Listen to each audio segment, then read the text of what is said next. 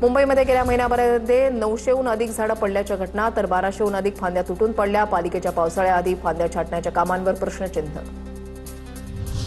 मुंबईमध्ये underground metro प्रकल्पाच्या सुरक्षेची जबाबदारी आता महाराष्ट्र सुरक्षा बलाच्या म्हणजेच एमएसएफकडे असणार। एमएसएफच्या 1376 जवानांवर मेट्रो 3च्या सुरक्षेची जबाबदारी। या सर्व जवानांची कंत्राटी पद्धतीने नियुक्ती। मुंबई विद्यापीठाकडून पदवी, पदव्युत्तर आणि 4 वर्ष अभ्यासक्रमाच्या प्रवेश नोंदणीसाठी 30 जुलै 2026 पर्यंत मुदतवाढ। प्रवेशापासून वंचित विद्यार्थ्यांना आता ऑनलाईन अर्ज करता येणार। 4थ्या वर्षाच्या ऑनर्स अभ्यासक्रमाचाही पर्याय उपलब्ध।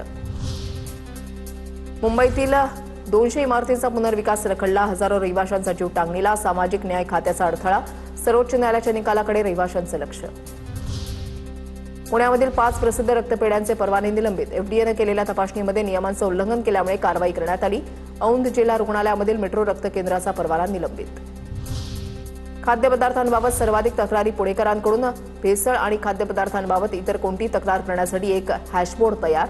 त्यात राज्यातून सर्वाधिक तक्रारी पुण्यातून दाखल। अस्वच्छ अन्नाबाबत सर्वात जास्त तक्रारी। पुणे जिल्ह्यामधल्या घाट परिसरात आज मुसळधार पावसाचा अंदाज। बहुतांश ठिकाणी गेल्या 24 तासामध्ये 100 मिलीमीटरपेक्षा जास्त पावसाची नोंद। कमी दाबाच्या क्षेत्रामुळे राज्यामध्ये पाऊस वाढण्याची शक्यता। पुणे आरटीओकडून एचएसआरपी नंबर प्लेट नसलेल्या 2684 वाहनांवर कारवाई। प्रत्येकी 1000 रुपयांचा आकारला दंड।